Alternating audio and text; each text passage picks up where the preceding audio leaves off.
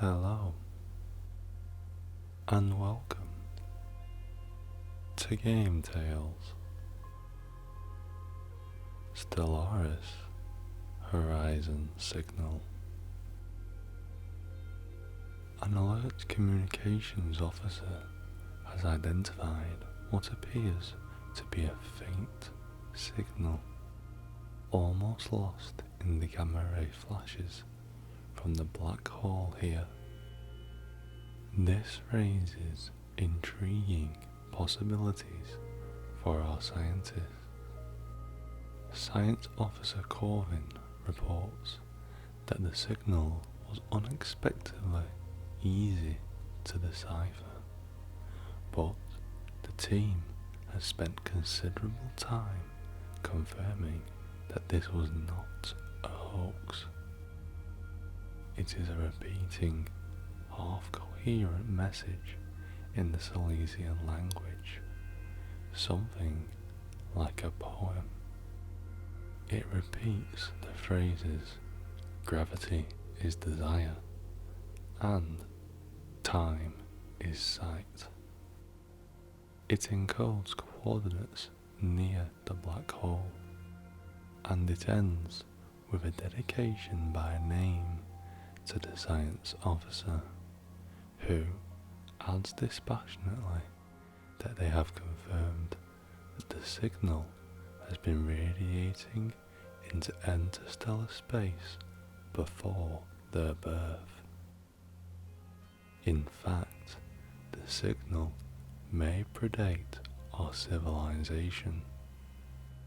As the SLS Hanasha approaches the coordinates specified by the signal, it begins to report spatial distortions and curious lensing effects, a rich stream of valuable data.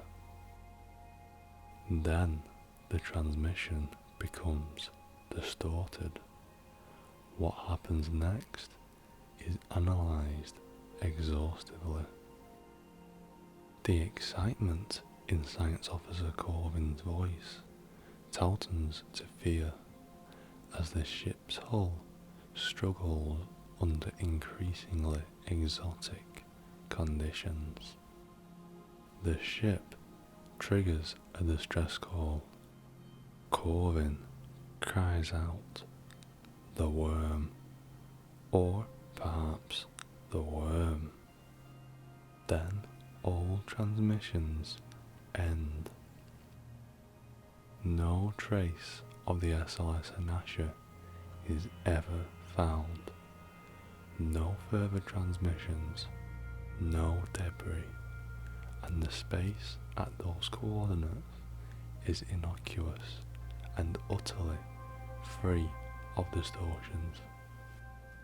But the data they sent back has advanced our physics research dramatically. Perhaps it was worth their lives. The black hole in the Devil's Door system is active again. Once again, a looping signal flickers in the darkness at the edge of normal space. But this time, there's an acoustic message encoded in the signal. It sounds very much like the lost scientist Corvin's voice. What was, shall be.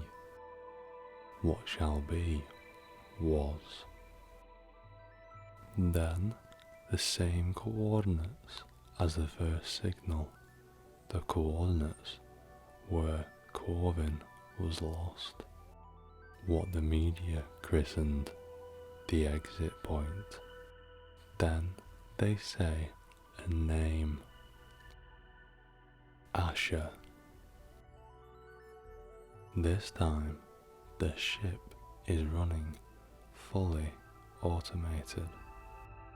Scientist Asher is the only crew member aboard. It approaches the exit point. The telemetry stream fills up with fascinating data. Once again, space flexes, gravity uncoils. Asher reads off the headline data, echoing the telemetry. They are commendably calm. We've sent a professional. It takes a while for anyone to realize that something is peculiar about the timing. Asher is no longer echoing the data, they're predicting it. The telemetry disagrees, but only for a few seconds until it catches up. The monitoring team is just reporting that the prediction interval is increasing when Asher says, wonderingly, "I'm through." "It's dark," they add. "That's not a problem. We can live in the dark." "I never thought of that. But of course, we can live here forever. If the worm will only wait." At that moment, the signal cuts out, and the ship disappears from our team's sensors. Once again, the horizon signal in Devil's Door is active. It has upped its game. Once again, the transmission includes the exit point's coordinates. It's signed with the private comms keys of the lost scientists Corvin and Asher. But this time, it's a generative text program written in an elderly programming language that creates what appear to be love poems. Love poems directed to scientist Kitay. They're honestly not very good love poems, but it is, our scientists agree, quite difficult to generate love poems procedurally, and quite unusual for a black hole to send love poems at all. "This will be the end of me," Kitay says at the briefing before launch. "I know I won't come back, but I think I always knew this would happen. Whatever is in the hole has been waiting for us for a long, long time. I think it's been waiting for me since before I was born." Once again, the single pilot ship approaches the exit point. Once again, space boils like a fever. Again, our sensor arrays soaked up fascinating data. This time, Kitay is silent. The telemetry becomes intermittent, and then it, too, is silent. The ship has reached the exit point. The conditions around it are returning to normal. Nothing has happened. Nothing? The monitoring team mutter furiously. The ship is different. In fact, it's a different ship. It's Corvin's vessel, lost these years past, drifting now away from the exit point. A salvage team find it pristine and empty. No trace of crew and no sign of violence. But there's a journal entry in Corvin's name. titled What Was, Will Be. Our scientists review it nervously. Impossible, one says. I hope so, says another. The ship is renamed the Foundling and returned to service. The signal, dead or sleeping, says nothing at all, ever again.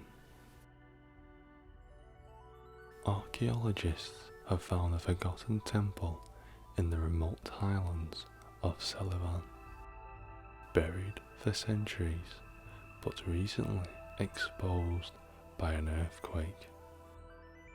Dating techniques suggest it's a pre-industrial relic, hand-hewn from volcanic rock.